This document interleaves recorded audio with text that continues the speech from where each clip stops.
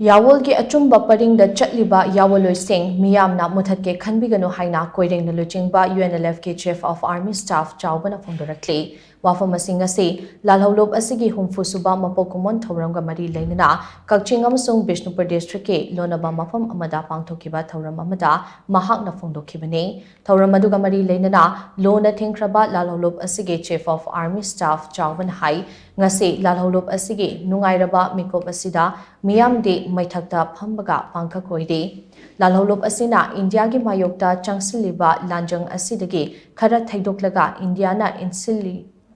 insilaga lan horiba kuki khulai paiba singdagi maitei furok kannaba akanba mongda hotnari Hauzik thokliba lan asi India gi matam gi oiba political system na puraga lakba amane India gi maru oiba pandamdi Northeast region leiriba lalhawlob sing maru fangna muthatpani pandam ase fangnabagi damak chatharakpa lalongi saruk ama oina kuki singda insilaga hauziki fibam ase yaurakpani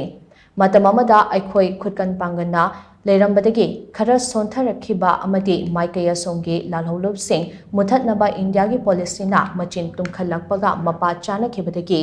India na thakpa langda kuki sing thukhibani Madugi kudong chadaba adu hauzik aikhoina mayoknari hauzik oiriba fibam ase khutlai paiba Yawolloi khaktana ngamloi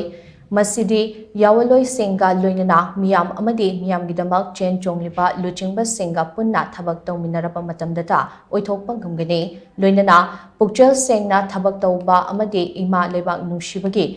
Chaoba ihul amasu chenba mathau tai haina mahakna phongdokhi thawramaduda mahakna makhatana hai India da pullaga makhoigi machum chagani haiba migi masing yamakpana ngasi aikhoigi Meeyam awafamda tari masigi mayeklaraba khudamdi kari sundataba kuki singna landarakpadagi aikhoi lanjenariba asini oirakliba fibam ase India ga pullubagi mahaini karigumba Manipurna ningkha tamba lebak ama oina leiramlabadi hauzik thokliba lan ase thengnafam thokpa maikaida chapchana thengnaba ngamlamgadabani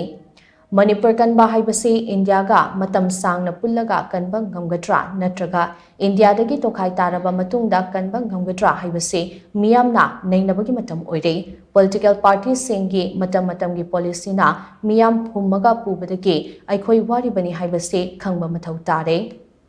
political parties singna vote khara phangnabagi policy soirakpana Meeyam waribani haibasi khangjinbiyu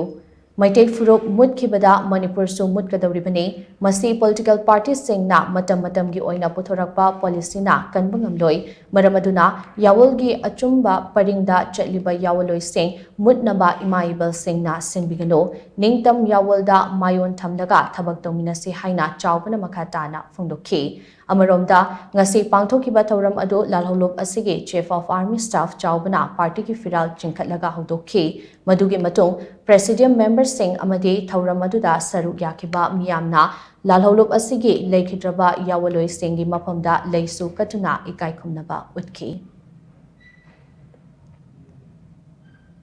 Hauraiba posidi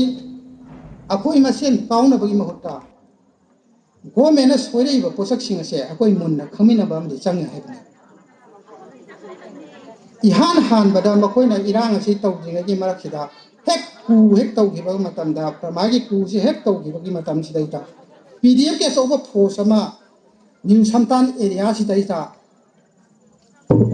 Assam rifle training tawraga thamine mi 1000 gi mathakta han changak oidri bane hek irang se 2000 gi ek moigi ku tawra matung sidaita mi samtan gi area sidaita mi lising amagi mathakta Assam rifle na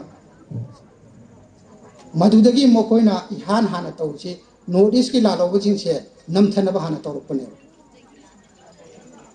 adugi matung dagi di somda irang se thorpadagi di hairiba posak singase loinaba